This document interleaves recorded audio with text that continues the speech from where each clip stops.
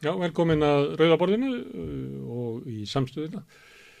Við erum að tjasla saman stúdíónu og við getum alltaf svona 1-2 meira í dag en í gær. Þetta tekur tíma að ræðis upp. Og ég ætla bara að byrja á því að þakka þeim sem að lögðu okkur lið. Það var ótrúlegt að fylgjast með því að þegar það var brotist þér inn og tækjanum okkar stólið og við sendum hjálparbeðni út í samfélagið. Það voru margir sem voru tilbúnir að leggja okkur lið og það er eiginlega fyrir það fólk sem að við erum komin hingað aftur í loftið með raunverulega bara betri græjur heldur en það var stólið af okkur. Herðu, en það verður nýr þáttur í kvöld sem er eiginlega svona spin-off eins og sagt er af Rauðaborðinu. Við köllum það sannar sögur við Rauðaborðið. Þar mæta fyrst skemmtilegt kombó. Það er Rósa Magnúsdóttir sem hefur komið hingað til okkar áður. Hún er sérfræðingur í kaldastríðinu og Rússlands sérfræðingur. Hún kom hérna og sagði okkur frá ástum á tímum kaldastríðsins. En hún skrifaði grein í sögu tímaritið poppara sem fór í gegnum járntjaldið. Það er annars vegar hljómsveit Björgvins Halldórssonar sem fór til Sovétríkjanna og hljómsveitin Strax sem er Stuðmenn og Ragga Gísla. Þetta er vist samsett úr þeim nöfnum, Stuðmenn og Ragga Gísla, þá eigið að fá út Strax sem fór til Kína. Og Rósa mun segja okkur frá þessu, en það sem meira er að hún fær að hafa söguefnin með sér því að Björgvin Halldórsson og Jakob Frímann Magnússon koma hérna líka og hjálpa henni við að segja þessa sögu af þessum ævintýralegum ferðum poppljónsetta til Sovétríkjanna og Kína. Mæli með því í viðtali. Ása Ester Sigurðardóttir, hún hefur rannsakað sögu pillunar í Íslandi og hún kemur í lok þessa þáttar sannar sögur við Rauðaborðið og segir okkur frá tilkomu pillunar á Íslandi sem kom svona upp úr 1960 til Íslands. Hún hafi verið byrjað að selja henni í Bandaríkjunum 1957 en hún hafði mikil áhrif. Sumir myndu nefna hana að hún hefði valdið allskyns byltingum, breytti gersamlega lífi og framtíð kvenna. Sumir segja hann hafi valdið tímabili frjálsra ásta. Við sjáum til hvað Ása segir um þetta. Hérna við Rauðaborðið ætlum við hins vegar að byrjum á því að fjalla Julian Assange sem situr í fangelsi og búin að sitja mánuðum árum saman í fangelsi í Bretlandi og berjast gegn því að verða framseldur til Bandaríkjanna. Hann er geymdur þar eins og fjöldamorðingi í öryggisfangelsi og nú eru eiginlega flestar bjargir bannaðar og líklegt að hann verið framseldur til Bandaríkjanna þar sem að bíður hans líklega yfir 100 ára fangelsisdómur. Hann verður dæmdur þar fyrir njósnir og annað slíkt ef af verður. Ég ætla að byrja á því að heyra í Kristni Hrafnssyni sem er ritstjóri Wikileaks og tala við hann svona hver staðan á þessu máli er, hvar Assange fengið stuðning og því að við vitum það að Kristinn hefur ferðast flest lönd, Suður Ameríku og víðar til þess að afla Julian stuðnings. Hann fengið stuðning náttúrulega frá sínu heimalandi í Ástralíu. Ég ætla að spyrja hann svona hverjir er það sem að styðja hann og hverjir ekki, hvort þetta skiptist í svona hálfgert fylkingar svipað og eru núna í hinu vaxandi kalda stríði. Klausturmálið komst í fréttir, það var eiginlega Sigmundur Davíð sem að setja það í fréttir því hann sagðist vita hver hefði skipulagt það. Flestir eftirleikum með að skilja það hvað það merkir, hver hefði skipulagt klausturmálið því þannig að sátu bara einhverjir kallar og ein kona á fyllirí og töluðu frá sér allt vitt. Hver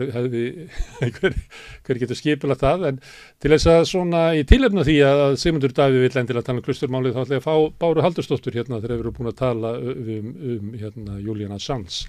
En áður en hún kemur reyndar sem að ég ætlaði nú ekki að gleyma að þá koma hingað til þess að ræða mál Julian Assange koma hingað Ögmundur Jónasson, fyrrverandi þingmaður og formaður BSRB og stjórnmálamaður með meiru, Aðalsteinn Kjartansson, blaðamaður sem er varaformaður blaðamannafélagsins og Þorsteinn Sigurlaugsson sem er formaður málfrelsis samtaka til þess að berjast fyrir tjáningarfrelsi og málfrelsi. En þetta verður sérst Rauðaborðið í kvöld en við ætlum að byrja á fréttum dagsins. Það er kannski helsta fréttin eða nýjasta fréttin að það var verið að birta Donald Trump ákæru í Flórída, hann þar ákærðu fyrir alls konar brot, meðal annars brot á njósnalögum sem eru eiginlega held ég sömu lögin og Julian Assange sakaður að hafa brotið. Trump lýsti yfir sakleysi sínu og það mál hefur nú komið fram og það verið gerðar svona mælingar og það virðist fyrir að það sjáist ekkert á fylgi Trump. Það honum tekst ennþá að stilla þessu málu upp að þetta séu ofsóknir gegn sér, pólitískur ofsóknir og tekst að samfæra marga. Ég heyrði til dæmis Davíð Oddsson segja það í kvöldfréttunum í tilefni því að Silvio Berlusconi lést í gær, að þá var Davíð Oddsson að minnast vina síns, Berlusconi, og sagði að hann hefði orðið fyrir svona ofsóknum og vinstrimanna. Það væri siður hjá vinstrimönnum að reyna að koma pólitískum andstæðingu sínum í fangelsi og vísaði til þess meðal annars líklega að mál Trump. Davíð sagði reyndar í þessu viðtali að Berlusconi hefði verið sýknaður af öllum málum í Hæstarétti. Það ekki alveg rétt því að hann fekk samþykkt á þinginu lögum sem að ýtti eiginlega flestum af þessum ákærum út á borðinu. Hann eiginlega keypti sér friðhelgi inn í þinginu. Hérna innanlands hélt Sigurður Ingi Jóhannsson blaðamannafund, tilkynnti þar samgönguáætlun, tilkynnti hann ætlaði borað þar og útrýma innbreiðum brúm á ringveginum og víðarendar, ætlaði að bora mörg jarðgöng, leggja mikið af vegum og þar fram til göttunum. Og það var svolítið, þetta er náttúrulega næru mörg ár, fyrirsunum var 900 milljarðar sem að Sigurður Ingi ætlar að leggja í framkvæmdir á 15 árum, það er svolítið langur tími. Þannig að sambarleg eyðsla á einni öld til dæmis 6.000 milljarðar, spurning hvort að hann hefði ekki átt að nefna það sérstaklega. En það sem var athyglisverðast í áætlun hans er að þetta er stórfelld einkavæðing vegakerfisins. Það er gert ráð fyrir því að öll þessi göng og eiginlega flestir af þessu stór framkvæmdum í tengslu við þessa vegi þeir verði fjármagnaðir með gjaldtöku. Ýmist gert ráð fyrir þetta verði rekið af opinberum einkafélögum en að mjög litlu leyti, að langstæstu leyti verður þetta rekið af einkafyrirtækjum sem að fá heimild til þess að innheimta skatta og gjöld af þeim sem eiga leið göngin eða brúna eða veginn. Og það er eiginlega grunnhugsunin í því hvernig þetta er fjármagnað og þetta er eiginlega alveg ævintýralegt að hversu lítið fjallað þetta því þetta er eiginlega stórfelldasta einkavæðinga aðgerð þessara ríkisstjórnar, miklu stærra heldur en að það sem hún hefur verið að gera í heilbrigðismálum og öðru. Þetta er bara talan sem ég nefndi áðan á 15 árum 900 milljarðar. Það getur rétt ímyndað ykkur hvað fjármagnseigendur eru að plana í dag. Það er að koma sér upp góðri brú og svo bara mjatla peninga reglulega af þeim sem eiga þar leiðum. Talandi ríkisstjórnina, þá verður ríkisráðsfundur 19. júní og miðað við svona viðbrögð Jóns Gunnarssonar, þá held ég að sé ljóst að hann er á leiðin út úr ríkisstjórninni. Það er eins og allavega grunnar hann það, því að það var viðtalið við hann í kvöldfréttum útvars og það var þungt í honum hljóðið, hann var að tala að hann hefði náð miklu fram, en hefði getað náð miklu fram, en það var gefist upp fyrir ýmsri andstöðu nefndan eins og hann vildi breyta lögreglulögunum og hann vildi gera ýmislegt annað og það var svona tónn í honum að menn var að gefast upp fyrir nauðsynlegum aðgerðum að hans mati til dæmis í útlendingamálum. Hann hljómaði bara strax eins og hálfgerður stjórnaranstæðingur. Þannig að með tónin í honum og ef hann hefði heyrt í Bjarna þá myndi ég veðja á að Jón var á leiðinni út. Þannig að alls svona pælingar í þessu að kannski Bjarni hljóti ætla að hætta einhvern tíman fyrir næstu kosningar og gefa Þórdísi Kolbrúnu færi á að vera formaður einhvern tíma áður en að verður kosið næsta formann. Það er svona pæling í því en svona miðað við þetta þá myndi ég halda þetta verið bara til dæmis einfaldar breytingar eins og hafði verið boðað að Guðrún Hafsteinsdóttir kom inn og Jón fari út. Þetta verður ríkisráðsfundur 19. júní og það er náttúrulega kvenfrelsis dagur mikill. Þá 1915 þá var samþykkt að konur fengi að kjósa, konur og fátækir kallar yfir fertugt fengi að kjósa líka og menn er að reyna að tengja þetta saman að þarna finna einn kall út og einn kona inn og þá er orðið 50-50 í ríkisstjórninni, kallar og konur, jaft. Það er spurning hvort það sé eitthvað svona tákgræna í þessu. Það verið fréttir stórfelldar netárásir á Ísland. Ísland ekki í stríði við einn og einn, þannig nú fáum við svona fréttir af því að það sé verið að ráðast á vefi Alþingis og stjórnarráðsins. Þegar ég heyri þessar fréttir þá fer ég alltaf inn á þessu vefi og ég kemst alltaf inn, þannig að þetta ykkur árásir sem eru svona bakvið. Kannski eru kerfisstjórnarnir alveg pungsveittir eins og sagt við að reyna að bjarga þjóðinni frá einhverjum netárásum.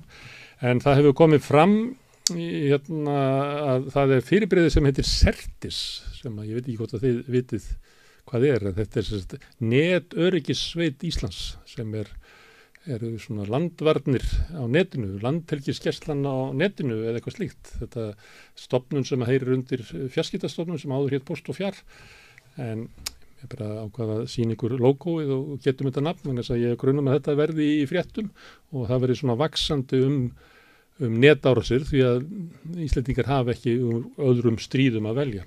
Talandi öryggismála, þá voru utanríkisráðherrar Norðurlandana á fundi á Ísafirði, Þórdís Kolbrún bauð þangað. Þar kom fram að ekkert Norðurlandana ætlar að gera það sama og Þórdís Kolbrún gerði og Íslendingar gerðu að loka sendiráðinu í Moskvu. Þeir tóku það fram hver utanríkisráðherra fætur öðru að það yrði ekki gert. Þeir hefðu vissulega dregið úr starfsemi og sendt Rússum þar með eins og alltaf kalla skilaboð, en það engar ráðagerðir það að loka sendiráðinu. Þannig enn sem komið er það þannig að Ísland eina landi sem hefur gripið þess aðgerða. Og það verið varfið vaxandi svona ágreiningur það, eða ég veit ekki segja ágreiningur, það svona vakti kurr í utanríkisþjónustunni og víða samfélaginu hversu gáfuleg þessi aðgerð hafi verið, hversu gáfulegt það að Íslendingar séu að fara svona sína eigin leið í utanríkismálum, hvort það sé ekki næra við séum svona trítla á eftir Norðurlöndunum til dæmis, vera í ykkur svona skjóli stærri landa. Það spurning hvort að það verði mikil umræða þetta, en þetta eitt af þessum málum sem að við erum stundum að nefna hérna á samstöðunni, sem eru gríðarlega stór en eru eiginlega ekki til umræðu. Það náttúrulega gríðarlega stór ákvörðun og væri í öllum löndum ef að ríki myndi loka sendiráði í Moskvu, þá verði eiginlega bara allt debatt í samfélaginu nokkra daga eftir þetta, það verði skoðanir með og á móti og það væri deilt þetta á opinberum vettvangi, en svo ekki á Íslandi. Við nefndum það í gær að Hafrannsóknastofnun kom með veiðiráðgjöf að það vera óbreyttur þorskafli gríðarlegir hagsmunir, getur skipt tugum og hundruðum milljarða hvernig þessi ráðgjöf en það ekkert rætt þetta á Íslandi. En það sem ég veit ekki hvort að svo frétt fór víða, en það kom frétt frá forsætisráðuneytinu að forsætisráðuneytið hefði keypt siðferðislega ráðgjöf sem að kannski finnst eitthvað vera tímabært að sé gert, en mér finnst þetta nú svona svolítið sætt að forsætisráðherra voru að kaupa sér siðfræðislega ráðgjöf. Ég veit ekki alveg, hún kaupir það fyrir 7 milljónir, ég veit ekki hvaða siðferðið maður fær fyrir 7 milljónir, en þetta var sérst frétt sem að forsætisráðuneytið sendi frá sér og ég hafði þetta svona með vegna þess að það núna framundan stór ráðstefna í Hörpu, velsældarþing í Hörpu, alþjóðleg velsældar og sjálfbærni ráðstefna sem að Katrín Jakobsdóttir stendur fyrir. Þar munu íslenski ráðherrar messa yfir gestum, þar mun líka koma fram margt svona fræða fólk hér og þar. Ég var nú svona að renna yfir þetta, ég þekkti nú suma nöfnin af þeim, svona eldri prófessorar sem að ég þekkti sem að koma hingað, kannski ekki stórkannanur og ekki heldur stórkannanur á svona pólitíska sviðinu. Það einn ráðherra frá Luxemburg og einn ráðherra úr skosku ríkisstjórninni, þannig að þetta ekki til líkingu við leiðtogafundinn í Hörpu, en ég ákvað að hafa þetta með í lokinu vegna þess að ég veit að það kom fyrir enda fram við Rauðaborðið í gær þegar ég ræddi við verkalýðsforingjana, Sonju Þorbergsdóttur, Ragnar Þór Jónsson og Magnús Þór Jónsson stöðuna í samfélaginu. Þau voru öll samfærð að það veri svona vaxandi kurr í samfélaginu vegna lífskjarakrísunar og síðan hvernig stjórnvöld tala að hér sé allt í góðu lagi, hér sé mesta velsæld í heimi, hér sé hæstu laun í heimi, hér sé mesti jöfnuður í heimi, mesta jafnrétt í heimi og þau töluðu þetta tal valdastéttarinnar og elítunar sem beina bara sjálfstætt vandamál. Þetta væri að pirraði fólk mjög mikið og þau voru ekkert svo svona kvart yfir þessu, en þau töldu að með þessu væri ríkisstjórnin og Seðlabankinn og stjórnvöld yfir höfuð raunverulega leggja inn í baráttu haustsins því að þetta svona ærði almenning, allt þetta tal hvað við hefðum að frábæla gott ærði almenning til átaka í haust sem að veri sannarlega þörf á. En hér eftir augnablik að þá ætla ég að slá á þráðinn til Kristins Hrafnssonar í London eftir augnablik. Já, við ætlum að ræða í kvöld mál Julian Assange sem hefur setið í fangelsi í Bretlandi mánuðum árum saman og þar áður í sendiráðum, hefur búin að vera á flótta eiginlega í 10 ár frá bandarísku stjórnvöldum sem vilja fá hann framselta til Bandaríkjanna svo hægt sé að dæma hann þar í langt fangelsi. Við koma hérna á eftir og ræða þetta mál og hvaða merkingu það hefur. Ögmundur Jónasson, fyrrverandi þingmaður og ráðherra og mikill baráttumaður, Þorsteinn Siglaugsson sem ritstjóri á Krossgötum, tímarit á vefnum málfrelsi og tjáningarfrelsi og Aðalsteinn Kjartansson sem blaðamaður og varaformaður í Blaðamannafélaginu. En ég ætla að byrja fyrst á því að fá svona stöðuna í málinu með því að heyra í Kristni Hrafnssyni og byrja á að spyrja hann, Kristinn, hver svona staðan á máli Assange, hver næstu skref og hver verður niðurstaðan ef bandarísk stjórnvöld fá sínu fram? Staðan í máli Julian Assange þessi að á dögunum að þá fékk hann svar eftir að hafa beðið eftir því svari í næstu því 9 mánuði frá áfrýjunarrétti í Lundúnum, frá High Court, að hann hefði ekki heimild til þess að áfrýja sínu máli til réttarins. Það var ákveðið að biðja áfrýjun á grundvelli 13 liða, mjög veigamikilla allra, en áfrýjunarrétturinn, það er að segja þessi eini dómari, leit svo á, miðað við mjög snöggsoðið og einkennilega orðað yfirlit í sínum úrskurði, að hann ætti enga rétt á því að áfrýja þessum liðum. Það var ekki grundvöldur fyrir því. Þetta er eiginlega fáheyrt að menn fá ekki tækifæri í svona veigamiklu máli til þess að flytja mál sitt til áfrýjunarréttar og biðja réttlæti þar sem fékkst ekki í undirrétti. Það gefur Julian einungis einn möguleika eftir núna í þessum réttarkerfi í Bretlandi, það er að segja að fara fram á endurskoðun á þessu í raun með því að biðja að nýju áfrýjunarréttin að fá heimild til áfrýjunar og þá fer málið til 2 dómara. Hins vegar ákvað þessi eini dómari að takmarka hvað Julian getur lagt fram. Hann leggur það fyrir lögmenn Julians að þeir megi einungis setja fram skýrslu upp á 20 blaðsíður sem er náttúrulega ákaflega knappt miðað við umfang málsins og að þeir fá einungis hálftíma til þess að flytja mál sitt í munnlegum málflutningi í réttarsal fyrir framan þessa 2 dómara. Það er að segja hann leggur þannig línunar það hvernig Julian getur sótt svona annað álit hjá áfrýjunarréttinum sem að einnig er ótrúlega einkennilegt að takmarka þennan möguleika. Það gefur okkur ekki mikla von það að þessi 2 dómarar sem að heyra þá þessa beiðni að nýju muni snúast gegn þessu upphaflega áliti Justice Swift sem er fyrrverandi lögmaður ríkisins, sá dómari sem að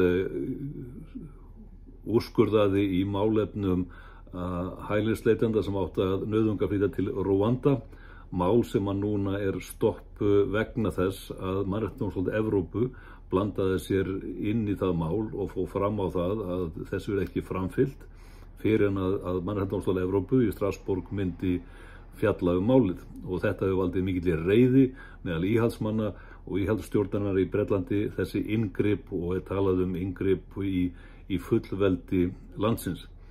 Nú, ef að framfer sem horfir, þá gæti þetta mál þess vegna verið úr sögunni í bresku réttarkerfi innan nokkura vikna, þar að segja næsta mánuði fyrir réttarhlé, þar að segja þá verður búið að ákveða það að hafna alfarið beiðni Julians áfrýjun, hann fær ekki áfrýjunarleyfi og þar með eru öll sund lokuð.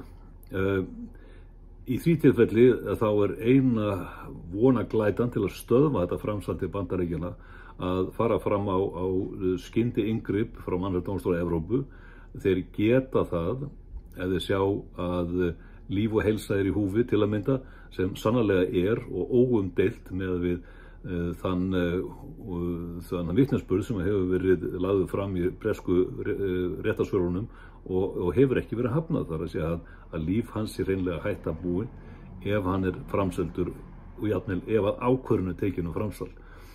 Í því tilfelli getur Mannréttindadómstóll Evrópu gert það eins og í Rúandamálinu á grundvelli reglu númer 39 farið fram á það við bresk stjórnvöld að þau fresti réttar áhrifum framsalsins þangað til að rétturinn hefur fjallað málið. Hins vegar ekkert gefið í þessu máli og það hefur gerst áður í sögunni að bresk stjórnvöld hunsa algjörlega beiðnir frá Strasbourg. Núna andúðin gegn Mannréttindadómstól Evrópu því líkur að menn vilja rifta samningnum eða þáttöku sinni í þessum samningi dómstólinn, fara út úr honum. Það alltaf gert á grundvelli uppstrílara fullyrðingum að þarna sé vegið að fullveldi og rök sem að Íslendingar ættu vera á góðu kunn nokkuð, því að þetta eru rök sem heyrðust töluvert þegar að rasskellingarnar hafa komið frá Strasbourg gagnvart íslensku stjórnvöldum.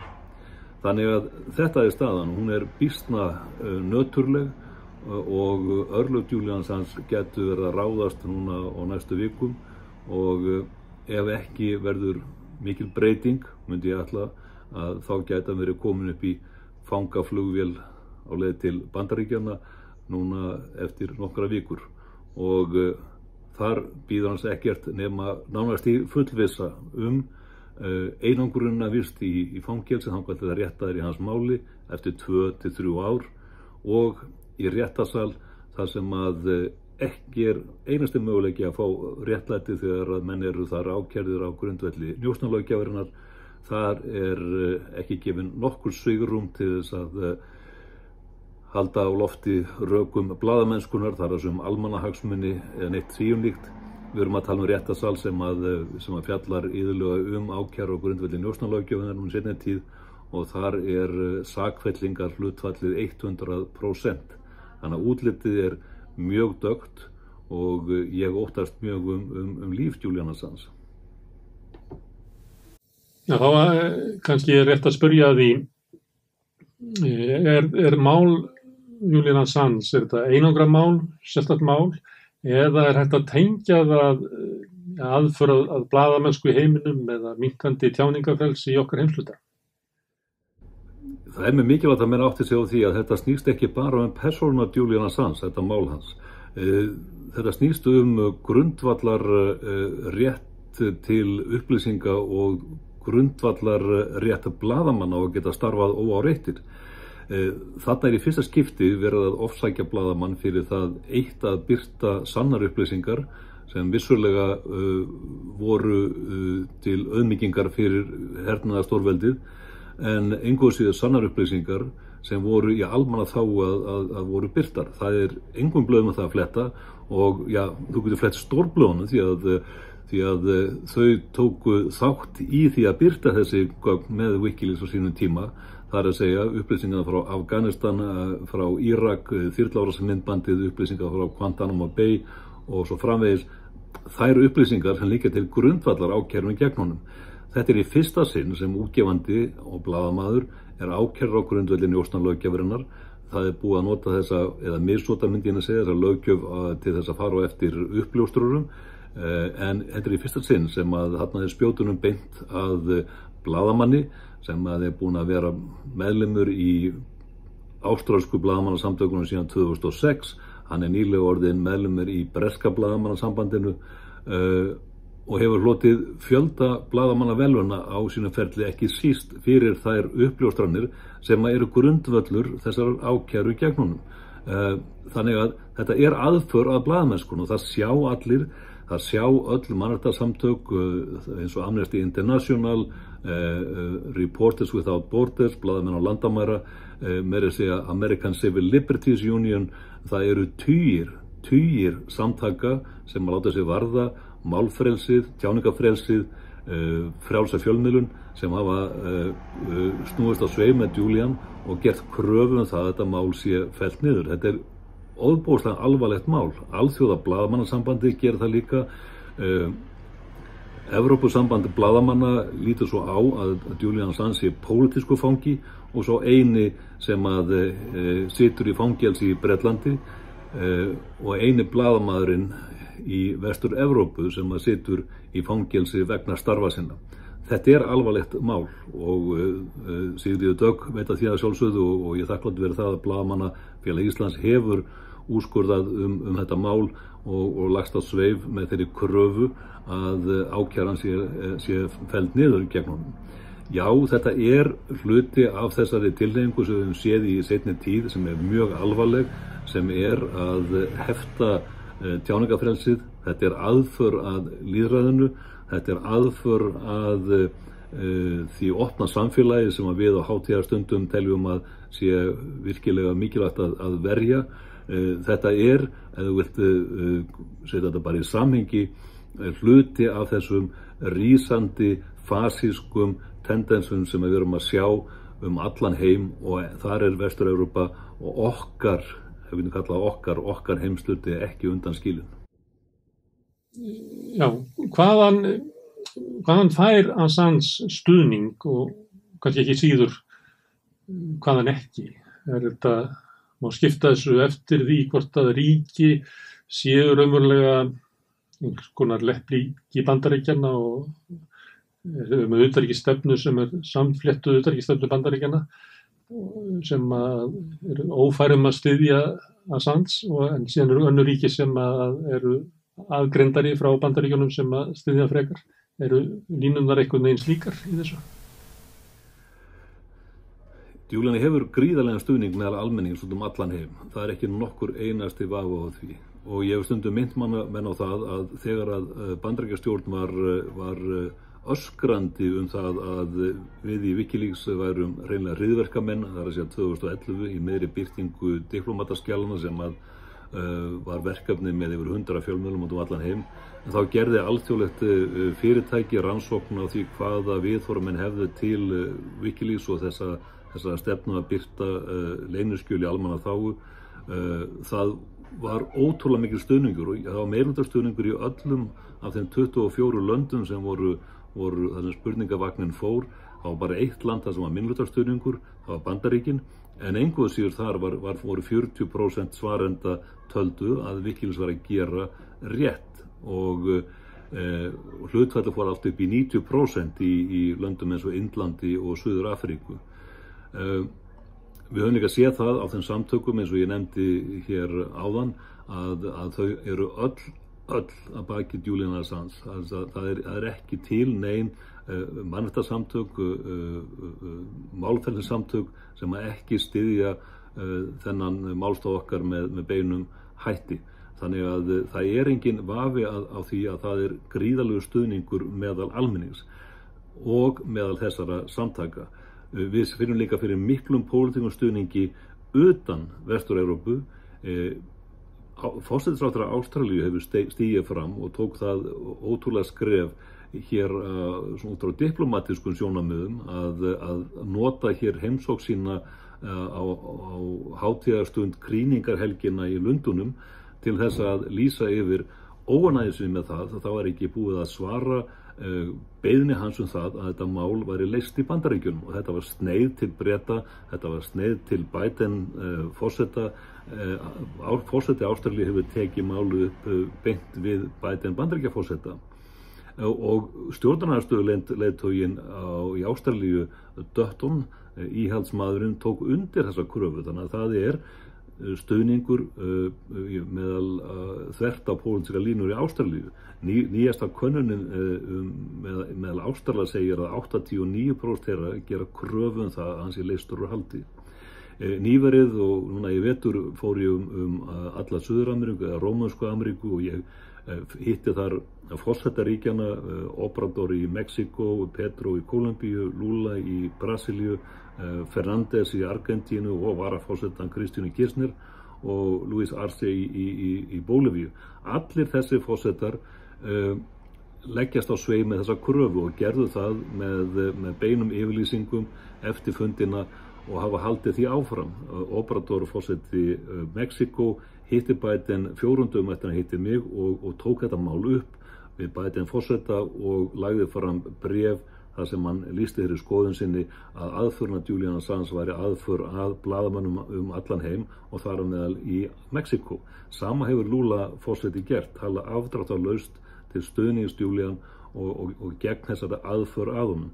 Þessi ríki sem ég nefnt í Suður-Ameríku og með Áströlum hafa íbúafjölda sem er 0,5 milljarður manna.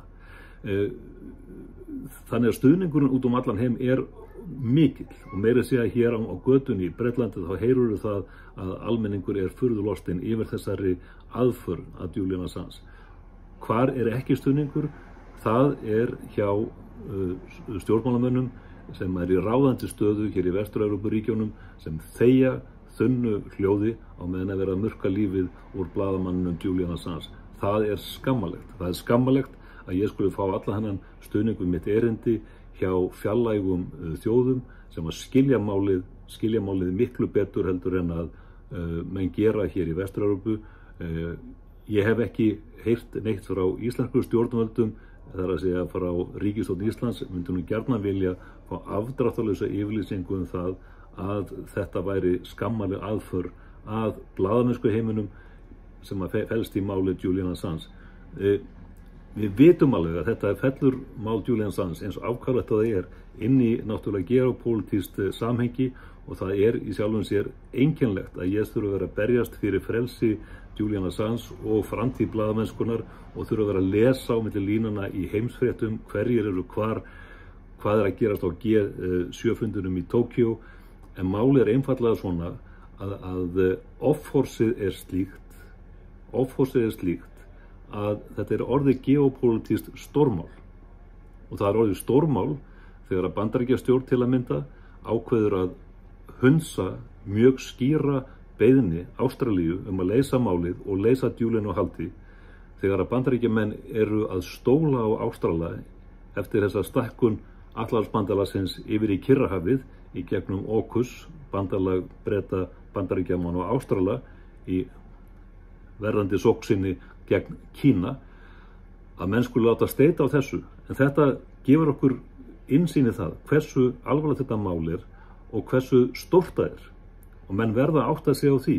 Þetta er ekki bara spurning einstaklingin, þó það ætti að duga. Þetta snýst miklu stærri prinsip og málefni og menn verða að fara vaknandi vitundur það að það er þarna í þessu máli sem menn get ekki þagað. Því að þarna í þessu máli sem við getum gefið út skýra yfirlýsingu það að við förum hingað og ekki lengra. Þarna er línan sem við setjum í sandinn, hérna snúum við niður fasismann. Því að þetta er það sem málið snýst um.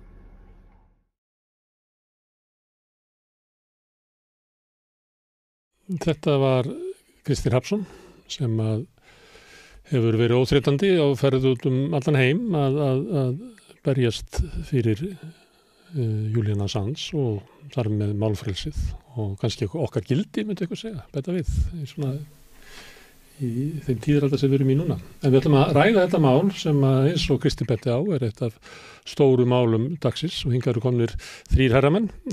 Þorsteinn Sigurlaugsson, þú ert formaður málfrelsis sem hefur látið þetta mál til þín taka einhver leyti. Ögmundur Jónasson, fyrirverandi þingmaður og verkalýðsforingi sem hefur sannarlega látið mál Julian Assange til sín taka og Aðalsteinn Kjartansson sem er blaðamaður og varaformaður blaðamannafélagsins sem hefur látið mál Assange til sín taka. Við erum að byrja á þér Ögmundur af því að Kristinn var að tala svona baráttuna víða heim. Þú hefur tekið þátt í svona tilraunum til þess að vekja upp stjórnvöld hér í okkar heimshluta mest. Hvernig hefur það gengið? Já, ekki betur en svo að menn er óttast að hann verði framseldur til Bandaríkjanna. Það er svo kunni að fara. En ég held að þekki enginn þetta mál betur en Kristinn Hrafnsson og hann lýsti viðbröðunum á heimsvísu mjög vel og fór ágætlega yfir það. Jú, ég hef tekið þátt í fundum bæði hér heima og erlendis í London, í Brussel, í Skandinavíu, Noregi, tvívegis, ég nýkomið frá Oslo, þar sem var mjög fróðlegur fundur og vekjandi fundur með Jeremy Corbyn frá Bretlandi, Andrei Hunko, þýskum þingmanni og síðan fanga númer 441 frá Guantanamo, Mansour Gaddafi, sem að lýsti þeirri skuld sem að hann sagði að fangarnir í Guantanamo ættu að gjalda Wikileaks fyrir að upplýsa þeirra stöðu og þarna var líka ítölskur lögfræðingur Stefani Maurizi sem að hefur fylgst með þessu máli og rannsakaða reynt að framkalla skjöl, það er bara einn ángin á þessu máli að það hefur orðið til þess að rannsóknar blaðamenn og lögfræðingar eins og þessi kona, eins og þessi ítalski lögfræðingur hafa verið að kalla eftir skjölum sem hafa farið dult og hefur verið leynt bara viðfangsefni Wikileaks. Ég held að svarið við þessari spurningu eins og ég skil þessi mál er á þá leið að stuðningur við Julian Assange og Wikileaks, hann hefur margoft birst okkur í reynd og hann er bæði á meðal almennings og nánast allra fjölmiðla heimsins.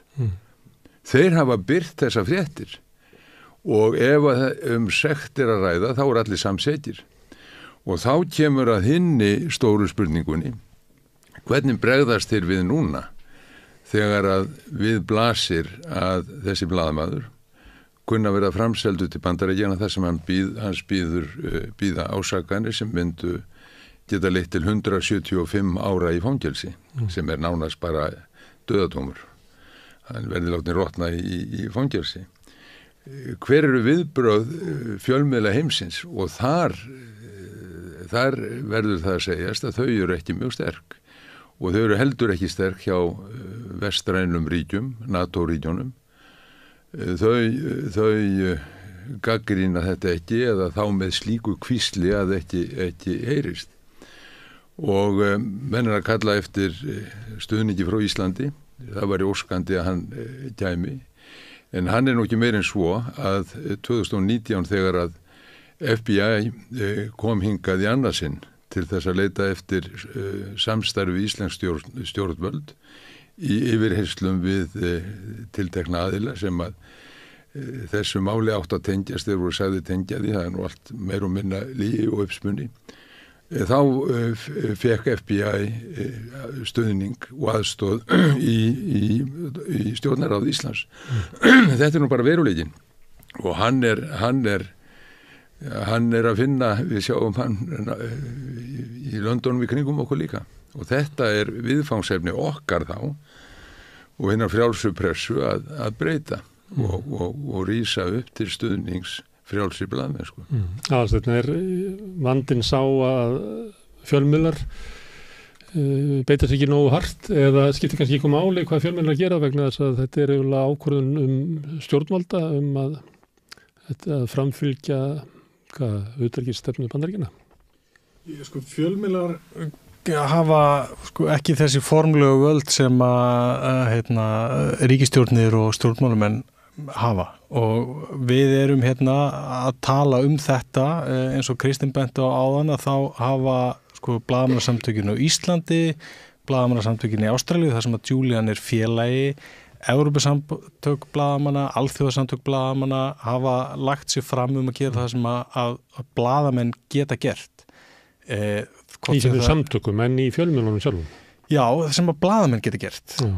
Blaðamenn eiga náttúrulega í fæstum tilvikum fjölmiðlana eða stýra þeim með nokkrum hætti, en það sem við vitum þetta mál hefur birst okkur í fjölmiðlum og skrifum blaðamanna.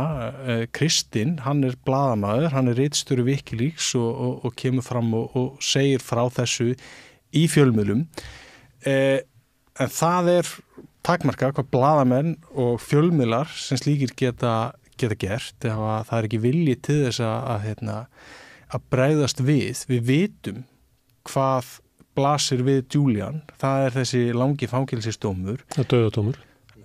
Við vitum hvað... Það er bara hægur dauðadómur. Já, við vitum, þetta náttúrulega eilíðafangelsi, lífstíðafangelsi.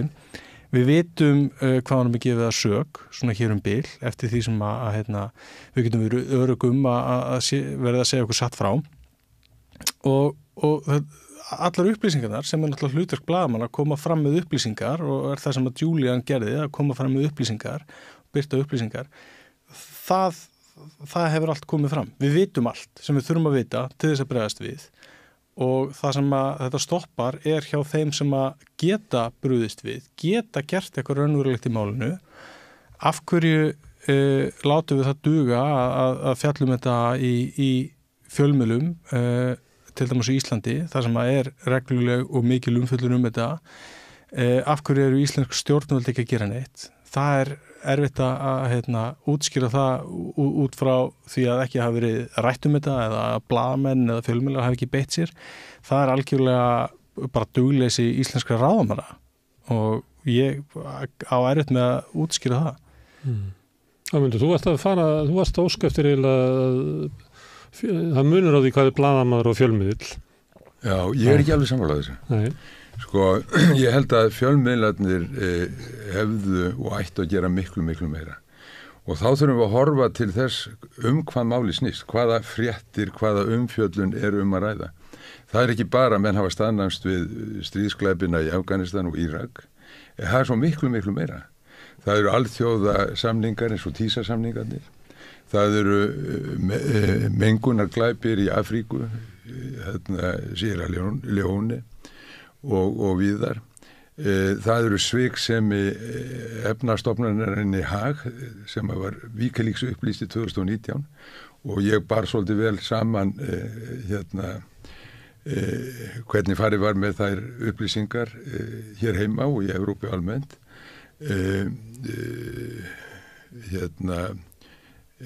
Stundin var undantekning á þeim tíma.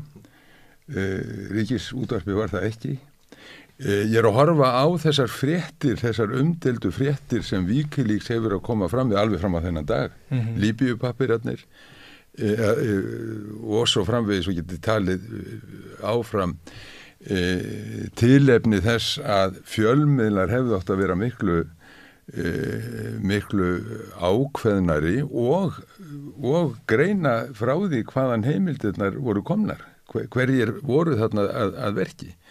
Það að segja, mér finnst fjölmiðla heimurinn vera óskaplega daufur þegar að ræða tilraun til að bara slökkva á manni, til að slökkva á blaðamanni sem hefur upplýst okkur öll þessi mál. Við vorum að ræða TISA í þinginu 2014. Veitu, hvaðan fengu þessar upplýsingar? Þetta eru samningar sem að fóru í ganga eftir að alþjóða viðskiptastofnunar samningarnir strönduðu á sínum tíma, þessi margfrægi Dóa rúndur og svo fara þeir á bak við tjöldin, ríku þjóðirnar í Evrópu og Ástralía og þessi ríki sem að hafa gjarnan súrað sig saman og þetta gert á bak við almenning. Það Wikileaks sem upplýsir þetta. Já, ég þekki það náttúrulega, samherja skjölin koma í gegnum Wikileaks og við vinnum úr því hérna heima og það ekki deilt. En blaðamenn geta ekki komið í veg fyrir að hann verði framseldur til Bandaríkjanna. Það geta stjórnmálamenn gert, það geta stjórnvöld gert. Ég held að sé að komið í veg fyrir að hann verði framseldur og það ekki búið að gera það. Þeir eru hræddir við almenningsálitið. Það er það sem að þeir óttast og þarna koma blaðamenn inn. Þarna eiga bara allir að koma inn. En þú ert að kvarta yfir að blaðamenn og fjölmiðlar fjall ekki nógu mikið þetta. Já. Yes. Þú segir að fjölmiðlar hafi sagt alla söguna. Ég ekki að segja að það sé ekki hægt að fjalla meira þetta og ég get alveg tekið þátt í að gagnrýna þá skort á umfjöllun. En eins og þú ert að benda á Ögmundur að þá þetta upp á yfirborðinu af því að fjölmiðlar hafa fjallað bæði fréttirnar sem að Wikileaks hafa komið með í krafti þess að vera þessi lekamiðill sem á í samstarfi við þessa hefðbundnu gamaldags fjölmiðlafyrirtæki. En það sem ég að benda á að þar getum við dregið línu sko völd og krafta blaðamanna eða fjölmiðla. Síðan verður eitthvað að taka við og já, ég held að það sé rétt að ástæðan fyrir það ekki búið að framselja Assange sé almenningsálitið og þessi kröftuga umræða sem til staðar hún má vera ennþá meiri en það ekki loka hnykkurinn í að koma í veg fyrir framsal Assange til Bandaríkjanna. Það eru stjórnvöld, formlegir valdhafar sem geta tekið ákvörðun að stöðva þetta. Stjórnvöld sem að fara gegn vilja almennings. Akkurat. Almenningsálitinu. Herðu, Þorsteinn, þú ert ekki blaðamaður, eins og þitt fyrr. Hvernig horfir þetta við þér? Sko, þetta horfir náttúrulega þannig við mér að þarna, sko, ef að Assange verður framseldur til Bandaríkjanna og dæmdur fyrir það að birta skjöl sem á honum berast stríðsklæpi í fjarlægum löndum, þá því þýðir það náttúrulega í mínum huga það að allir rannsóknarblaðamenn sem að láta sér þetta í huga birta slíkt efni hljóta verið í hættu. Og sko, ég veit ekki, sko, við höfum fylgst mjög mikið með þessu. Málfrelsisfélagi við rekum vefum krossgötur þar sem við birtum greinar og fréttir sem að snúaði málfrelsinu. Og við höfum verið mjög vakandi gagnvart þessu máli með Assange. Við heldum ráðstefnu hérna í janúar þar sem við vorum að fjalla þessi mál í víðu samhengi málfrelsið og þar var meðal annars farið yfir þetta mál og mér fannst áhugi fjölmiðla, sko það var þó nokkur áhugi fjölmiðla á þessari ráðstefnu en hann náði ekki til Assange málsins, fannst mér. Nú fréttir eins og við vorum bara að birta hérna, hvað var það ekki gerðið fyrir þetta sem að kemur þessi úrskurður þarna út í Bretlandi og við birtum strax það frétt umfjöllun. Ég hef ekki séð neitt þetta í íslensku fjölmiðlum. Ég hef ekki séð, hvers vegna er ekki hérna, stjórnmálamenn kallaðir í viðtöl og spurðir og þráspurðir út í stuðning ríkisstjórnar Íslands við málstað Assange og látnir standa fyrir, sitja fyrir svöru varðandi það, standa fyrir máli sínu. Ég hef ekki séð þetta og það að stöku sinnum komið einhverja fréttir af Assange í fjölmiðlum, það náttúrulega ekki að segja neitt. Ég meina þrýstingurinn verður að vera með allt öðrum hætti og sko þetta það þannig að fjölmiðlar, ef að fjölmiðlar beita sér þá geta þeir haft áhrif en ef þeir beita sér ekki þá hafa þeir ekki mikil áhrif sko. Heldur sem munur þannig aðalsteinn að þannig eru tveir sem að vilja að fjölmiðlarnir beiti sér. Þetta er svo mikil mál að fjölmiðlarnir eigi að raunverulega að fjallumynda alveg þangur til að sigur sko, mér finnst þetta bara ótrúlegt. En þú eiginlega segir að það er búið að leggja fram með þessar staðrindið málsins og við veitum ekki meir. Sko fjölmiðlar hafa takmörku völd, þeir hafa óformlega völd og mér finnst ótrúlegt að umræðan stöðu að Assange skuli snúast það að einhverjir fjölmiðlar séu ekki nógu góðir eða ekki. Þú veist, það er ekki stóra vandamálið hvað það er skortur á umfjöllunum málþing eða einhverja fundi sem eru haldin. Vandamálið að það er blaðamaður í fangelsi, öryggisfangelsi í Bretlandi sem á yfir höfðu sér hátt í 200 ára fangelsisdóm fyrir það að stunda blaðamennsku og útgáfu. Nákvæmlega. Það er vandamálið sem við þurfum að tala það að það sé ekki verið að bregðast við í landi sem átti að verða fyrirmyndaríki frjálsar fjölmiðlunar. Það var þingsályktun sem var samþykkt fyrir mörgum árum á Alþingi. Síðan hefur ekkert frestað því. Við erum með íslenska blaðamenn sem eru til rannsóknar fyrir að vinna vinnuna sína. Við erum með stjórnvöld sem að hjálpa alríkislögreglu Bandaríkjanna við að rannsaka þennan blaðamann sem hefur meðal annars gefið út efni varðar Ísland. Það er stóra máli. Ég skil ekki að umræðunum með Assange skuli snúast það hvort þessi fjallaðum. Sko, ef við tökum Samherjamáli. Ætti ekki málið að snúast það í öllum íslenskum fjölmiðlum hvernig Íslendingar fóru að ráði sinni söður í Namibíu. Ætti ekki allir fjölmiðlar að vera að rýna hér í kvótakerfið og hvernig Samherji gín hér yfir öllu í samfélaginu. Ætti ekki allir fjölmiðlar að vera að gera það. Og sama skapi ef maður horfið til Assange málsins þá ættu allir fjölmiðlar að gera það sem Þorsteinn er að segja. Spyrja ráðamenn út í hvað finnst þér? Finnst þér í lagi að það sé verið að slökkva á mönnum með þessum hætti? Og það er náttúrulega gert í því máli alveg eins og er gert í Samherjamálinu. Það er neitt að smætta málið niður í einhver svona fjarskild mál til að koma sem sagt fókusinum frá af því sem raunverulega skiptir máli.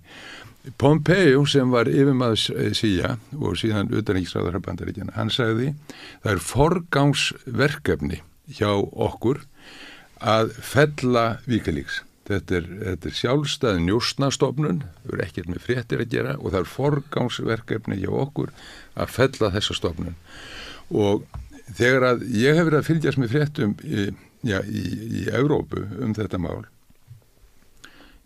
Bretlandi, BBC, fjölmiðlarnir þar, þetta er ótrúlega lítil umræða sem framfyrir málið, en þeir eru allir strax komnir á hliðarmál, tilraunir til að smætta málið. Þeir eru allir komnir inn á þá línuna. Mér finnst þetta að vera það stórt mál að það eigi allir fjölmiðlar og allt fjölmiðla fólk að taka höndum saman í þessu máli og stilla þá ráðamönnum við veg, því að auðvitað er það alveg rétt hjá þér. Auðvitað er það rétt hjá þér að endanlega liggur valdið þar. Valdið liggur hjá stjórnmálamönnum, hjá ríkisstjórn Bretlands, menn að tala um þetta sem dómsmál í Bretlandi. Þetta er ekki dómsmál. Ef þetta er dómsmál, þá er þetta fyrst og fremst dómsmál bara sem að það verið rétta yfir bresku réttarkerfi. Þetta er pólitískt mál fyrst og fremst. Bara pólitískt mál. Það er aldrei verið fjallað það efnislega í Bretlandi, það er alltaf verið fjallað það hvort það er framseljan eða ekki, sko. Það verið að, já, og síðan einhverja myndaglæpi sem hann á að hafa dríkt annar stað. Þetta er kannski það sem að sko þegar ég tala að fjölmiðlar þurfi að vinna í þessu máli, að þá ég er ekki að segja að fjölmiðlar standi sig hræðilega eða eitthvað slíkt, alls ekki. En ég held að sko þetta mál snýst um tjáningafrelsi og þetta snýst meira sérstaklega tjáningafrelsi blaðamanna og atvinnufrelsi blaðamanna í rauninni. Og sko fjölmiðlar hafa, við getum sagt fjölmiðlar, þeir hafa skildu að það er að ná einhverja fréttir og einhverjum fréttaveitum og þýða þær og eitthvað svoleiðis og eitthvað þannlega, en sko fyrst og fremst hljóta fjölmiðlar það er verið að vega að blaðamannastjettinni sem slíkri og þá hljóta, mér finnst bara, þetta er bara spurning um metnað, þetta er bara spurning um það að menn sýni þann metnað fyrir hönd tjáningafrelsisins, fyrir hönd blaðamannastjettarinnar að kalla ráðamenn til og láta þá svara fyrir. Já, það gera blaðamenn í gegnum sín fagfélög, sín stjættafélög og eftir þeim leiðum en blaðamenn nota ekki fjölmiðlana sína til að koma eigin skoðun og framfæri. Þeir eiga ekki að gera það. En blaðamenn eins og ég fór yfir áðan og Kristinn benti á áðan hafa svo sannarlega nýtt þann vettvang sem að þeir hafa. Hvort sem það er Blaðamannafélag Íslands, Ástralíu, Evrópusamtök blaðamanna, Alþjóðasamtök blaðamanna, þar eru blaðamenn að beita sér nákvæmlega út af þessum atriðum sem þú ert að nefna. Þetta er mikilvægt fyrir bara starf blaðamannsins og ég bara held að flestir blaðamenn hafi fundið sig í þeirri stöðu að vera að fjalla eitthvað með gögnum sem að einhver vill ekki að birtist. Nákvæmlega. Það er bara grunnurinn í því sem við gerum á hverjum einasta degi. Kannski er réttar að orða þetta þannig að það er séu fjölmiðlarnir sem ég er að tala um. Sem eru allir í eigu blaðamanna. Og sem eru náttúrulega ekki í eigu blaðamanna. Og blaðamenn væru að ganga of langt ef þeir væru að beita fjölmiðlunum sem þeir starfa hjá til þess að búa til eitthvað þrýsting vegna eigin starfs. En þetta er ekki það, þetta er stærsta málið í samtíma. Það var ekkert að því að þetta væri á forsíðu blaða alla daga ársins. En af því að það var það sem var nefnt hérna áðan, að þetta snýrist störf blaðamanna og hvað blaðamanna var að gera. Nei, ekki störf blaðamanna, þetta snýst kjarna fjölmiðlunar, kjarna blaðamennskunar og kjarni fjölmiðlunar og forsenda þess að hún geti yfir höfuð verið til staðar, að það er tjáningafrelsið og þetta mál er einfallega bara, Þetta er lykilatriði þegar kemur að því. Þannig að sko, það er þetta sem ég er að tala um. En við megum ekki gera lítið úr blaðamönnum. Alls ekki. Mér finnst þú svolítið verið að gera það þegar þú segir að þeir séu, sko, þeir eigi ekki fjölmiðlana og það séu aðrir sem stýra og þeir eigi þá að fara bara í sitt fagfélag og álykta þar. Ég sætti mig ekki við þetta. Ég hef verið starfandi blaðamaður, var það í 10 ár á sjónvarpinu og það er enginn sem stýrði mér. En ég að sjálfsögðu valdi það sem að ég taldi vera fréttnæmt og einhvers virði og ætti erindi við almenning. Auðvitað gerði ég það. Ekki til að þjóna einhverjum þröngum hagsmunum mínum, en ef að það snerist það að verja tjáningafrelsið í heiminum, þá sá ég það, hefði ég séð það sem skyldu mína að stíga það fram og ég er að vísa til ég er nefnilega fylgsvoltið með þessari umræðu í Evrópu og í Bandaríkjunum og ég hef svolítið áhyggjur af því, ég hef haft áhyggjur af því hver linguleg viðbröð fjölmiðlana hafa verið og hver lítil og svona rýr þessu umfjöllun hefur verið þegar að mér hefur þótt mikið tilefni til. En ég bara fullir í það að blaðamenn eru svo sannarlega að fylgjast með þessu máli, þeir eru svo sannarlega að skrifa fréttur um þetta mál, umfjallanir, pistla og gera það í sínum fjölmiðlum, en það er ekki hægt að segja bara blankó, blaðamenn er ekki að standa sér nógu vel af því að það er ekki verið að setja þetta á forsíður blaðana og hverju mennsta til. Fjölmiðlar sem er ekki að standa sér nógu vel. Herru, má ég aðeins skjóta inn einu að því að sem að Þorsteinn sagði að ef að Assange verður framseldur og dæmdur að þá muni það hafa áhrif. Mér langar að spyrja, haldið þið ekki að það hafi haft gríðarlega áhrif svo meðferð sem hann er fengið núna? Er ekki bara meirinn hálfur skaðinn skeður og menn eru bara farinir að passa sig aðeins í rækilega og það kann að vera ástæða fyrir því hversu lítið fjallaði myndi fjölmiðlum? Þetta er alveg klárlega að fara að hafa áhrif og ekki bara á sko blaðamenn þar sem að sjálfsrit skoðun ómeðvituð eða meðvituð er bara veruleiki sem við búum við. Heldur hefur þetta líka áhrif á vilja og leikni yfirvalda saman hvar það er til þess að feta þessa sömu slóð og án þess að fara að draga samherjamálin endalaust hérna fram með rannsókn lögreglunar á okkur blaðamennunum sem að því komu að þá leiði ég mér að efast það að í andrúmslofti þar sem að hefði verið tekið hart á glórulausum málatilbúnaði og Bandaríkjanna gagnvart Julian Assange að þá er ekkert vissum að íslensk lögregluyfirvöld hefðu farið í þann leik. Þetta er að sjálfsögðu ekki sambærileg mál en þetta er þessi leitni, þessi viðleitni yfirvalda til þess að flexa valdið aðeins, láta aðeins á þetta reyna, ganga aðeins lengra heldur en þeir hafa áður gert eða áður þórað að gera og við erum að sjá þetta út um allan heim. Við erum að sjá þetta á Íslandi, við erum að sjá þetta í hinum Evrópuríkjunum, við erum að sjá þetta í öðrum heimsálfum. Þannig að já, ég held að klárlega sé þetta strax farið að hafa áhrif og af því hef ég áhrif. Allir sammála. Já, því nú erum við líka farin að ræða alvarleika málsins. Hrörnun, tjáningafrelsis og blaðamenn. Jú, en það er nú alveg óhætt að fjalla umfjöllum fjölmiðla líka í því samhengi. Já, mér finnst það bara svo langt frá því að vera aðalatriði í þessu. Það er eitt af atriðunum, það er eitt af púsluspilunum sem skipta máli í þessu og ef að stjórnvöld eru, segjum bara íslensk stjórnvöld, það að þrýsta á íslensk stjórnvöld að bregðast við, að koma með yfirlýsingu, eitthvað slíkt. Það gerist ekkert nema fyrir tilstilli fjölmiðla í raunni. Það er engar undirskriftarsafnanir eða neitt slíkt. Það er ekki... Eða þingsins. Eða þingsins, sko. Eða þingsins og þingið er ekki að skipta sér að þessu. Það er ekki sjá. Það er ekki svo neitt frá ríkisstjórn eða þingi. Ef að forsætisráðherra væri kallaður í viðtal á RÚV á hverju einsta kvöldi til þess að spyrja stöðu þessa máls. Ég meina bara sem dæmi, ég er ekki að segja að ég gerða.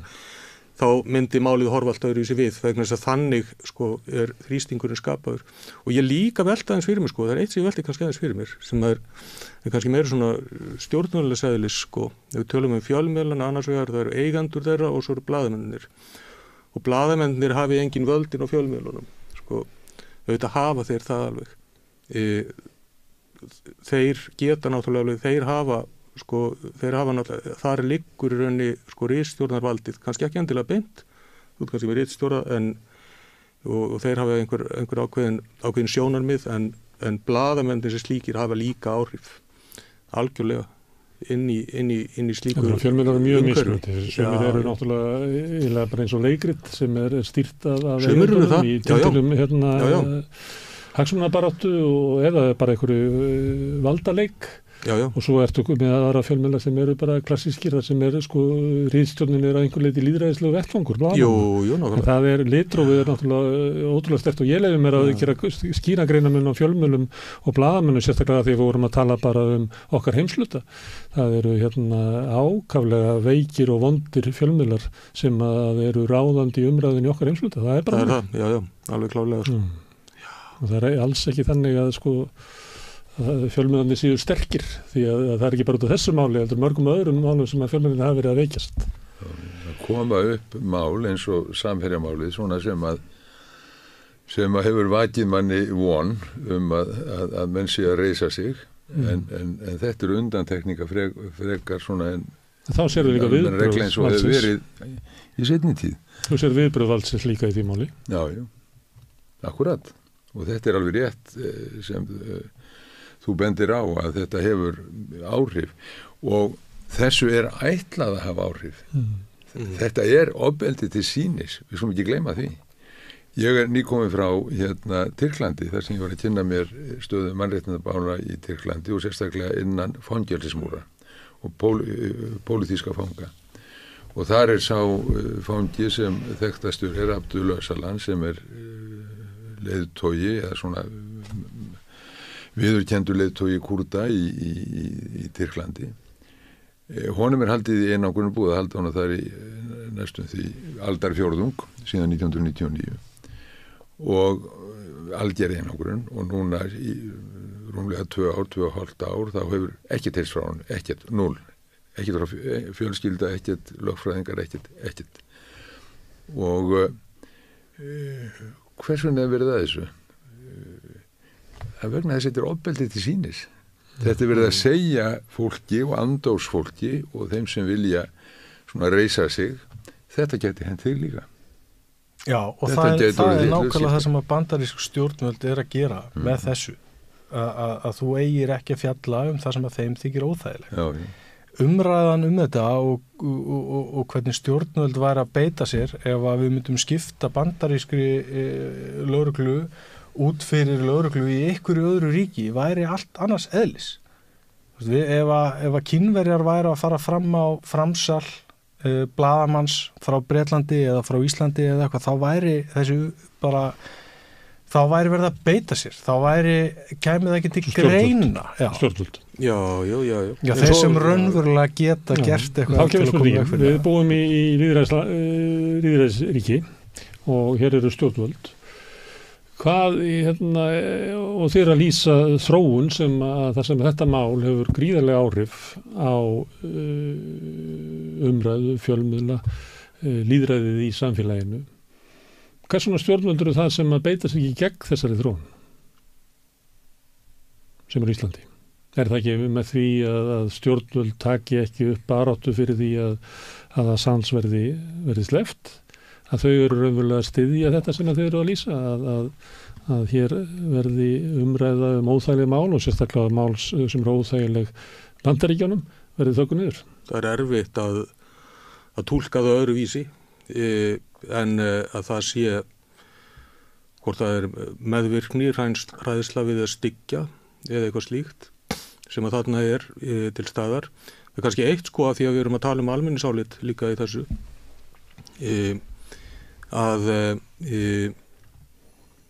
það viðhorf, maður er líka heyrt það viðhorf, eins og til dæmis í Bretlandi, að við styðjum málfrelsi en hann var nú að birta stólin skjöl og þetta viðhorf heyrði ég frá formanni Free Speech Union á Bretlandi í fyrrasumar og ég veit ekki hvort að Free Speech Union hefur skipt skoðun í þessu máli varðandi Assange núna, en þetta sagði hann við mig hér í Reykjavík í fyrrasumar, Toby Young, þegar ég var spurðin út í þetta mál og af hverju þeir hefði ekki tekið upp og þetta er viðhorf sem er, held ég, meðal margra sem að kannski tengjast valda blokkum í Bretlandi bara nokkuð algengt, að það sé alltaf að fórna Assange af því að hann að byrta einhver stólin skjöl, sko. Og þá náttúrulega komið að grundvalda spurningunni, sko. Hvað stendur í þessum skjölum og hvað snýst málið? Já, nákvæmlega. Og sko. það myndi mig á það óþægilega og illirmislega þegar ég hitti þennan mann í Oslo núna fyrir nokkrum dögum sem vekað áðan, fangi númer 441 í Guantanamo. Hann var frá Jemen og hann var búinn að vera í Guantanamo í 14 ár og hlekkjaður þar og listi þessari meðferð. Þeir voru afklæddir og hundar látnir ráðast á það og niðurlæðir á allan hátt 14 ár og hvað þá? Sleppt til Serbíu, Bandaríkjamenn vilja ekki að fara heim til sín, hann á verið í Serbíu og afsökun, nei, einhverjar sakir, nei, engar sakir. Þetta maður sem var seldur eins og flestir þessara manna sem að þarna eru.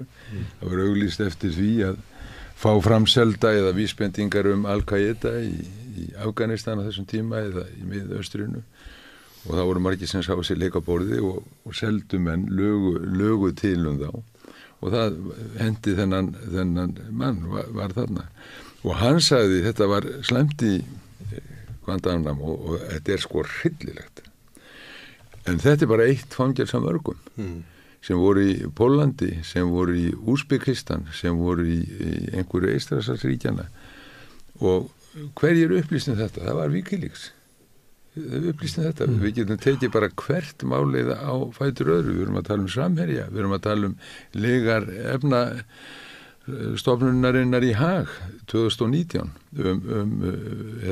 meintar eiturefna árásir í Sýrlandi sem eru til þess að NATO-ríkin bombarderuðu Sýrland með stuðningi í Íslands. Ég meina þetta allt þarna og það alveg rétt sem þú segir ef þetta væru önnur stjórnvöld ef við bara skiptum þeim út að það væri einhverju sem að veri í hinnu liðinu og getur fundið margt lítið geðslegt í öðrum liðum og öðrum ríkjum vissulega. En þá var í öldin önnur sko, þá myndu menn hugsanlega bregðast allt öðruvísi við. En þetta eru þeir sem að við kallum bandamenn okkar og Bretar eiga að heita það líka og við trúum því að Bretar væru svona stæðu framalega í fréttamennsku og í varðstöðum frjálsa orð en það nú bara svona.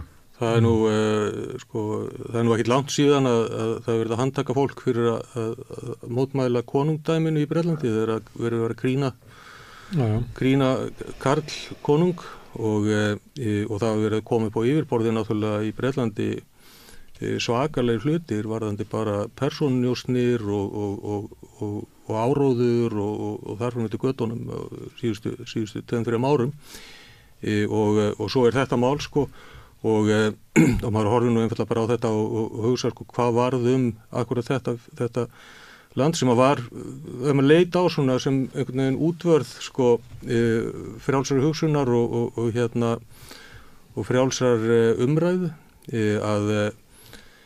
og almenningsáliti virðist einhvern veginn bara sætta sig við þetta sko og það kannski áhyggjuefni líka sko. Það ekki að því að Kristinn hefur nú ferðast út allan heim og hugsaðu líklega meira og kynntir þetta mál betur en við allir. Hann segir að það sé ekki vafamál að almenningur standi með Assange. Já, spurningin hversu... Það ekki vandamálið að almenningur sé. Það bara að almenningsálitið nær ekki fram. Það nær ekki fram. Það nær það fram til stjórnvalda í Suður-Ameríku, í Ástralíu sem náttúrulega sérstökum ástöðum að því að Assange þaðan. Já.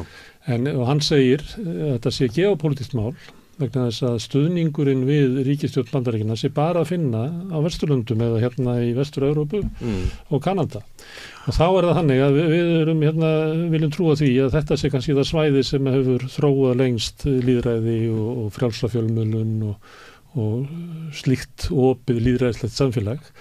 En miðað við frásögn Kristins þá það þannig að stjórnvöld í þessum heimshluta kjósa frekar að styðja Bandaríkin í því að verja þá glæpi sem að Wikileaks hefur afhjúpað, frekar heldur en að verja tjáningarfrelsið og ættum við ekki bara sem íbúar á þessum heimsluta að fara bara átt að gróð því að það staðan, að stjórnvöld styðja ekki tjáningarfrelsi, þau styðja nakið vald bandaríska hersins og utanríkisþjónustunnar. Er þetta ekki stefnir? Þetta er það sem að verðist í niður vera ansi vítakt og við sjáum þetta bara allt. Nú er Evrópusambandið að undirbúa að koma á ritskoðun samfélagsmiðla þar sem að sem er réttlætt með baráttu gegn rangupplýsingum og einhverju slíku og hver ákveður hvað eru rangupplýsingar þegar stjórnveldur eru farin að ákveða hvað eru rangupplýsingar þá er rauninni tjáningafrelsið búið og þegar tjáningafrelsið er búið þá lýðræði rauninni horfið líka vegna þú getur ekki verið með lýðræði ef þú hefur ekki fullt tjáningafrelsi. En Ögmundur, er þetta geopólitískt mál? Já, þetta er það. Það er það bara, maður sér það á því hvernig hver afstaða mann í Suður Ameríku, Rómönsku Ameríku og síðan innan NATO. En aðeins eitt Bandaríkin og þróun mála. Í Bandaríkjunum finnur margt það besta og það versta. Það eru svona öfgar sem þú finnur á báða vegu.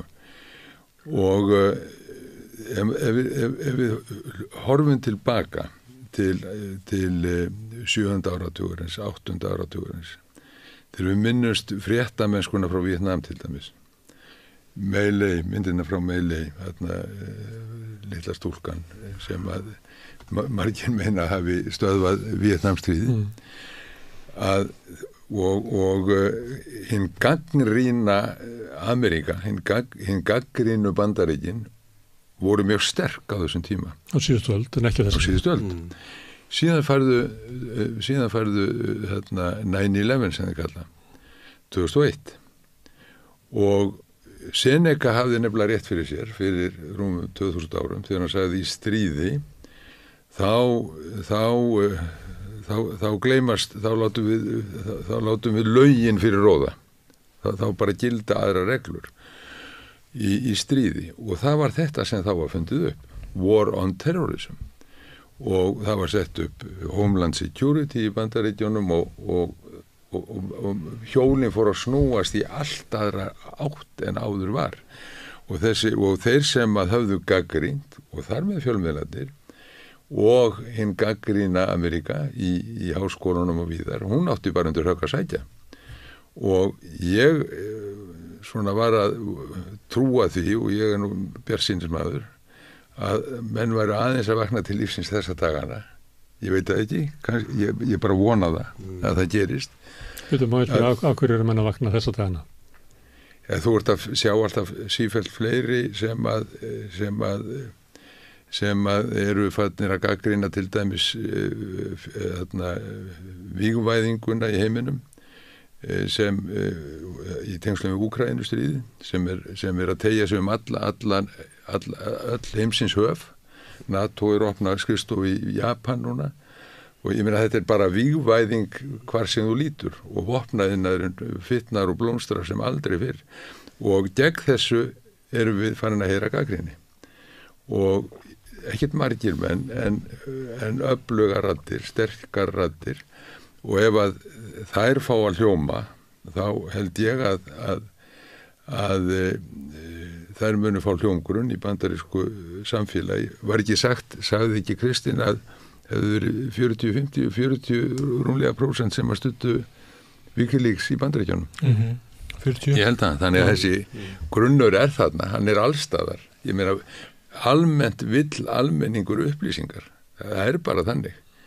Og þess vegna eru þeir svo hættulegir sem að þora að stíga fram eins og gert hefur verið í Samherjamálinu hér á landi, eins og Julian Assange hefur gert og Wikileaks. Kristinn Hrafnsson sjálfur, hann er ritstjóri Wikileaks. Þau mál sem ég er að vísa til, TISA, Sýrland, Sierra Leone, öll þessi mál, getur tekið fjöldan allan annan, þetta er allt undir ritstjórn hans. Þannig að þetta er ekkit, Wikileaks er ekkit dautt úr öllum æðum, alls ekki, langt í frá. Og þetta er það sem við eigum að reyna að styðja og styrkja.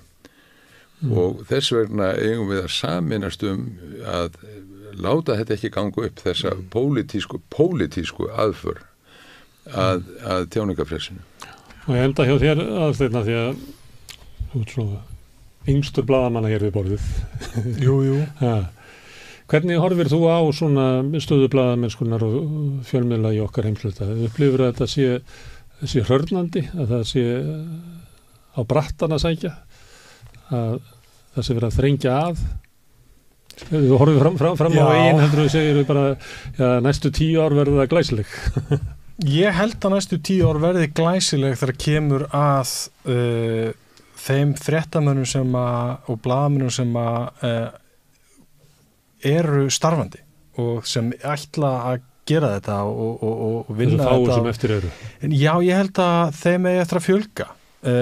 En það líka á brattan að sækja af því að nú erum við með stjórnvöld, ekki bara í Bandaríkjunum sem eru að hundelta Assange heldur út allan heim og í þessum vestræna heimi sem við vorum búin að tella okkur trúum að væru myndu alltaf standa með málfrelsinu og fjölmiðlafrelsi og öllu því að við erum með valdhafa sem að þola ekki þessa fjölmiðlun þessa blaðamennsku á sama tíma og erum með blaðamenn sem að eru með skýrari fókus á tilgang sinn og vinnu aðferðir og almenning sem að sýnir því alltaf þakklæti þegar upplýsingar koma fram og þegar umfjallanir birtast sem að skiptir fólk máli að þá er því mætt með miklu þakklæti. Þannig að ég held að framtíðin sé klárlega björt en það verður erfitt fyrir þá sem ætla að standa í því að lýsa ljósinu. Sko. Já. Þeir eru svolítið sammála í raunverulega að þetta er eiginlega saga því að því meira sem að stjórnvöld reyna að þrýsta þessu niður að því harðar springur þetta tilbaka. Já og það er heldur líka eitthvað sem við getum hort á í sko rómörsku Ameríku og því sem að Kristín er að segja þar er skilningurinn. Ég held að mörguleiti sé sko fólk þar miklu meðvitaðara hvað fjölmiðlar, frjálsir fjölmiðlar og blaðamenn sem að vinna bara hefðbundna blaðamennsku sem er stundu kölluð rannsóknarblaðamennska sem er bara orðskrýpi af því að blaðamennska er bara annarkvæmt góð eða slæm skilur bara gildið í því betur í þessum vestrænu ríkjum hvort þeim eru Bandaríkin sem að hefur lengi verið leiðandi ríki í blaðamennsku og Bretland sem hefur verið það líka. Við erum bara búin að gleyma því hvað okkur þykir vænt þessa starfstétt og það sem að hún gerir fyrir samfélagið og ég held að það skýraði einhverju leyti þennan afstöðumun sem að Kristín talaði þetta.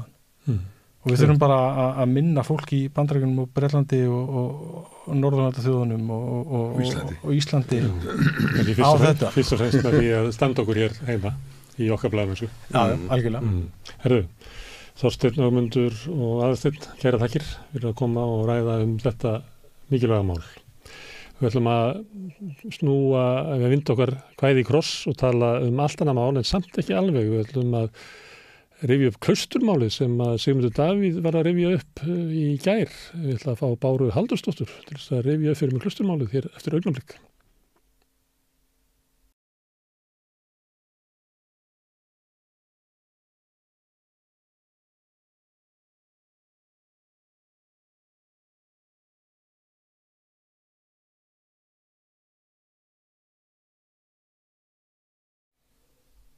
Já, Sigmundur Davíð, hann var í viðtali við Moggan við Eggert Skúlason sem að ég held að hann er nú fyrrverandi starfsmaður Sigmundur Davíðs að Eggert Skúlason hafi unnið í forsætisráðuneytinu í hans tíð eða hvort það var Halldór Ásgrímsson, ég man það ekki. Herðu, en þeir fara að tala Klausturmálið sem að Eggert leggur þannig upp að hafi verið svona ofsóknir gagnvart Sigmundur Davíð og Sigmundur Davíð segir þá að hann viti það hver er hafi verið á bakvið Klausturmálið skipulagt það mál. Og þetta kom náttúrulega öllum frekar óvart vegna þess að eins og viðskildum Klausturmálið þá voru þar fullir kallar og ein kona á Klaustri og drukku og töluðu frá sér allt vitt og það var erfitt að sjá fyrir sér hvernig eitthvað gat skipulagt þetta. Við erum búin að fá hingað Báru Halldórsdóttur sem var á Klausturbar þetta umrædda kvöld.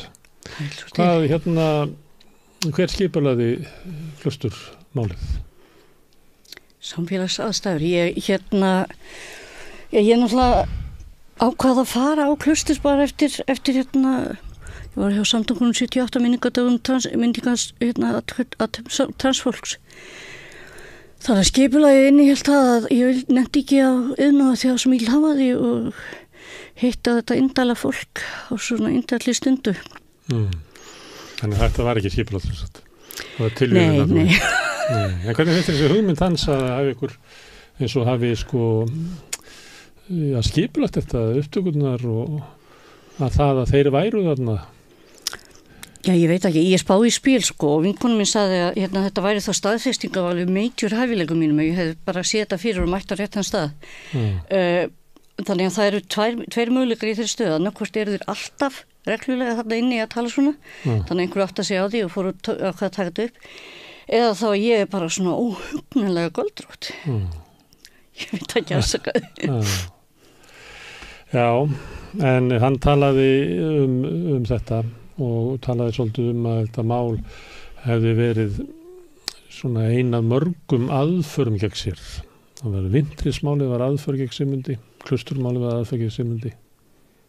Það er mjög erfitt að vera hvítu forréttindamaður í íslensku samfélagi þessa dagana, Náttúrulega bara hefur það gott í lífinu og svo alltaf eitthvað fólk að kvarta yfir því þegar hann er ekki bara eitthvað blóta yfir einhverju krökkum og er með reikninga í öðrum löndum og eitthvað.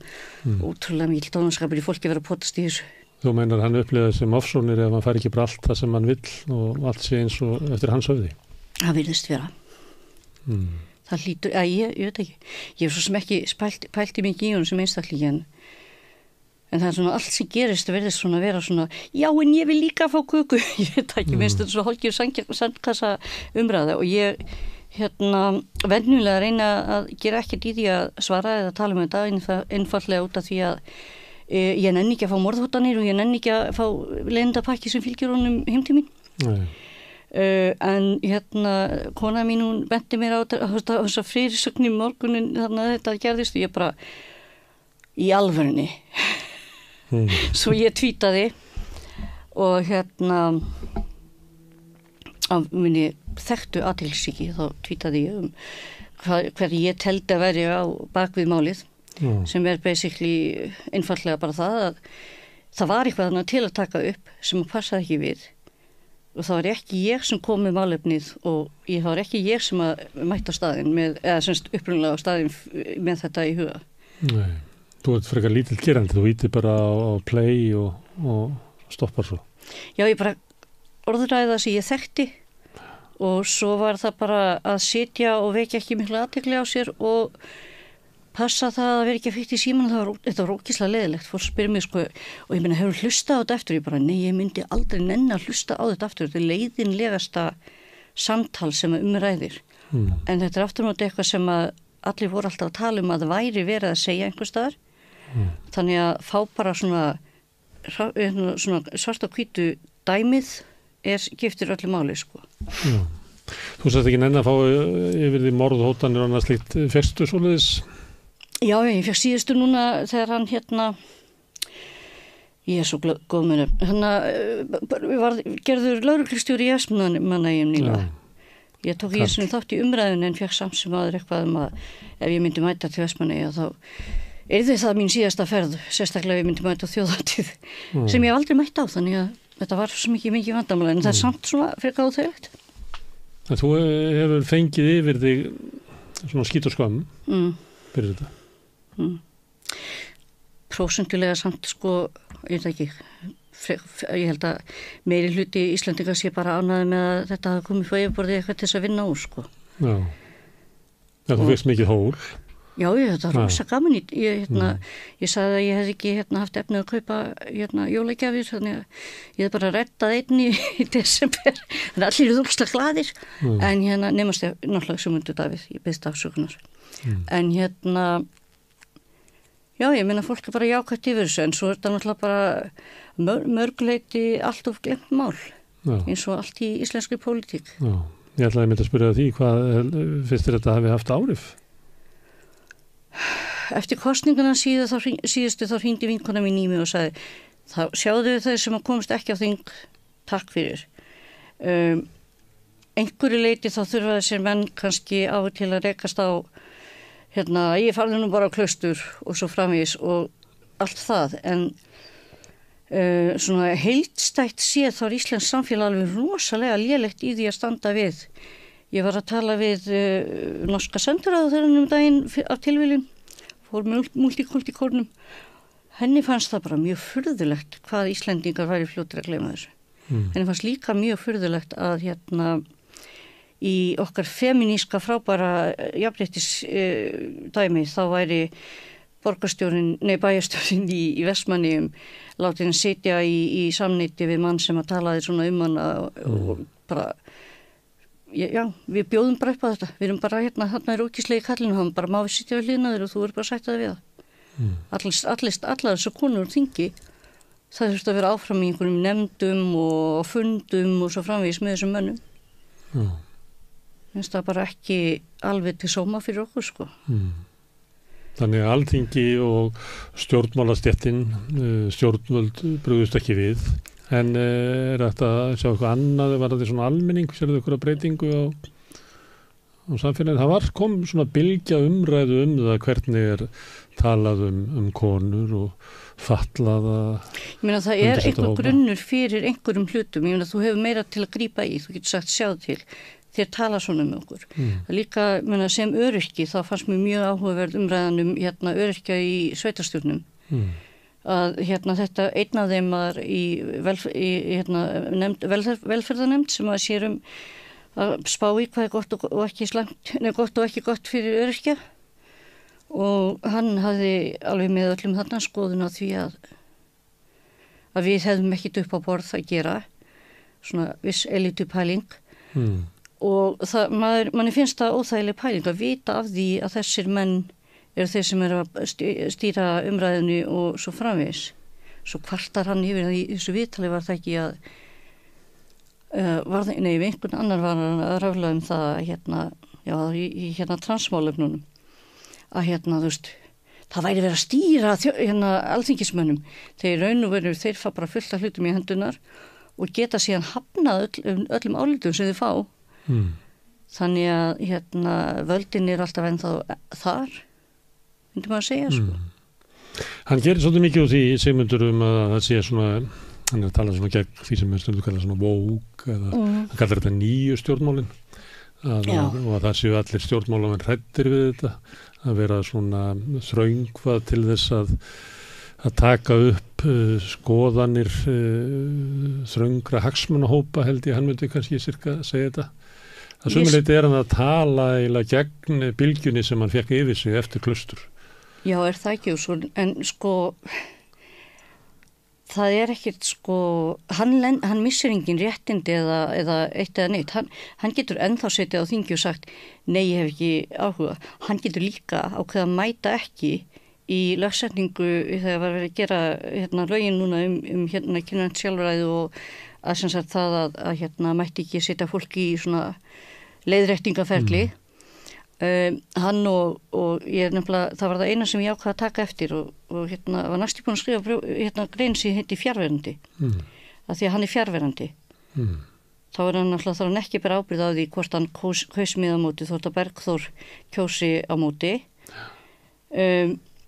Þegar á Klaustursbar þá sat hann mjög áberandi svona með hópnum og sagði, heyrðu, þú ætti nú að spyrja strákana þetta og sat síðan og leta aðra að tala. Þannig að það væri ekki alveg hægt að smyrja upp á hann dæmið. Ég held að hann hafi það bara mjög þægilegt í sínu litla svæði en hann hefur rosalega gaman að því að gera mikið úr því að hann sé rosalega kúaður og illa stattur sko. Ég veit ekki alveg hvað.